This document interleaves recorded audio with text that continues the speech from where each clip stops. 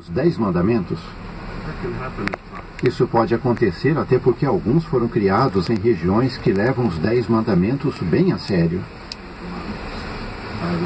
Já deu briga na justiça quanto a se monumentos relacionados aos 10 mandamentos podiam ser usados em propriedades do governo. E ainda tem os que acreditam que os 10 mandamentos serviram de base para elaborar a Constituição e as leis em muitos países. Aí vem alguém e te pergunta: você acredita que ainda estamos debaixo dos 10 mandamentos? Pode ser que você responda com jeito: bom, eu acredito que nós estamos debaixo dos princípios dos 10 mandamentos e da lei do amor, que é a lei do Cristo. Mas a pessoa insiste: mas você acredita que os 10 mandamentos ainda são obrigatórios? Quando você usa a Bíblia para explicar esse assunto, talvez a pessoa fique desapontada, até porque na cabeça dela tem um texto na Bíblia que apoia isso. Vamos então abrir a Bíblia em Mateus capítulo 5, que é onde começa o Sermão do Monte. Quem acredita que ainda estamos debaixo dos 10 mandamentos, talvez use os versículos 17 e 18, que dizem: não pensem que vim destruir a lei ou os profetas. Não vim destruir, mas cumprir. Eu lhes garanto que será mais fácil passar em céu e terra do que passar a menor letra ou um só traço de uma letra da lei sem que tudo se cumpra. Talvez a pessoa argumente que a palavra cumpriu significa estabeleceu permanentemente. Até alguns comentaristas dizem que o sentido aqui está totalmente comprometido. Como é que você responderia quem pensa assim?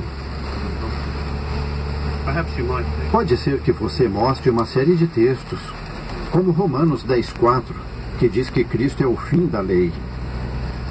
Ou Gálatas 4:4 e 5, que diz que os que estavam debaixo de lei foram livrados. Ou ainda Efésios 2:15, que diz que a lei foi abolida. Mesmo mostrando esses textos, talvez vocês já tenham passado pelo que eu passei. A pessoa até concorda, mas diz: esses textos não estão falando dos 10 mandamentos, mas sim dos outros mandamentos da lei mosaica. Os 10 mandamentos vão vigorar para sempre. Como ajudar quem pensa assim? Olhando de novo Mateus capítulo 5, nós vemos que os versículos 17 e 18 dizem que Jesus não veio destruir, mas cumprir a lei. Nós podemos perguntar como a pessoa entende a palavra cumprir. Se ela disser estabelecer permanentemente, nós podemos mostrar que Jesus falou de vários mandamentos da lei. O que encontramos no versículo 21? Vocês ouviram que se disse aos dos tempos antigos: não assassine. Esse é um dos 10 mandamentos. É interessante que uma referência bíblica sobre esse texto diz que essa frase, vocês ouviram o que se disse, tem a ver tanto com o que foi dito nas escrituras hebraicas, como com o que a tradição judaica ensina. Vamos ver isso mais adiante. E no versículo 23, do que Jesus está falando? Se você levar a sua dádiva ao altar e ali se lembrar de que o seu irmão tem algo contra você, isso não faz parte dos 10 mandamentos, faz? Aqui está falando dos sacrifícios. E o versículo 27, vocês ouviram que se disse: não cometa adultério. De novo, um dos 10 mandamentos. Mas no versículo 31, Jesus disse: além disso foi dito, quem se divorcia da sua esposa, dê a ela um certificado de divórcio. Isso não faz parte dos 10 mandamentos, não é? E o versículo 33 diz: também vocês ouviram que se disse aos dos tempos antigos: não jure sem cumprir. Também não é dos 10 mandamentos. Versículo 38. Vocês ouviram que se disse: olho por olho e dente por dente. Outro que não é dos 10 mandamentos. Aí vem o texto que consideramos hoje. Versículo 43. Vocês ouviram que se disse: ame o seu próximo e odeie o seu inimigo. Em uma pesquisa desse versículo, descobrimos que as palavras odeie o seu inimigo não constavam na lei dada a Moisés. Instrutores judaicos deduziram que o mandamento de amar o próximo dava a entender que era para odiar o inimigo. Mas isso não fazia parte da lei mosaica. O que isso nos ensina? Bem, se alguém bate o pé, insistindo que quando Jesus usou a palavra cumpriu, ele estava se referindo apenas aos 10 mandamentos, podemos argumentar que ele não mencionou só os 10 mandamentos ao falar da lei, não é? Ele falou da lei inteira e até da tradição oral. Se alguém acredita que a palavra cumpriu significa que Jesus estabeleceu algo permanentemente, ele tem que acreditar que a lei de olho por olho e dente por dente também continua valendo. Só que Jesus substituiu esse mandamento por algo melhor, não foi? Esse é o mesmo caso do texto de hoje. Vimos que não dá para tirar essa conclusão das palavras de Jesus. Então, o que Jesus quis dizer com cumprir e não destruir? Tem uma ilustração que pode ajudar. Um construtor fecha um contrato para fazer uma casa para um cliente. Mas aí ele destrói esse contrato. Bem, você entende que ele rasgou, queimou, jogou o contrato fora e não construiu a casa. Mas e se ele cumpriu o contrato? Então é porque ele construiu a casa. E quando a casa ficou pronta, o contrato encerrou, foi cumprido.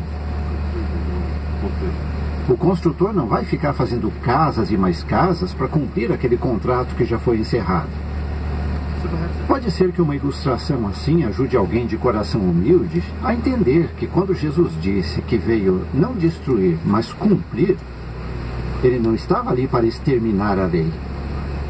Gálatas capítulo 4 diz que Jesus nasceu debaixo de lei, por isso ele tinha que cumprir o que a lei mandava. Claro que os outros textos que mencionamos antes ajudam a confirmar que Jesus ia encerrar a lei. Mas se a pessoa ainda está com dificuldade de entender isso, um último texto que podemos mostrar é o de Romanos 7, 6 e 7.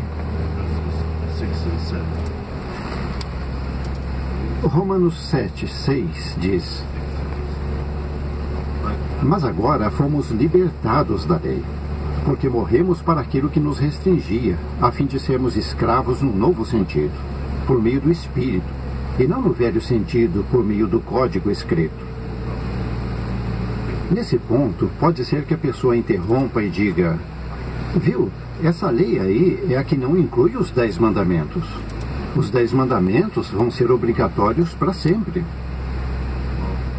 Aí você pode dizer: vamos ler o versículo 7. O que diremos então?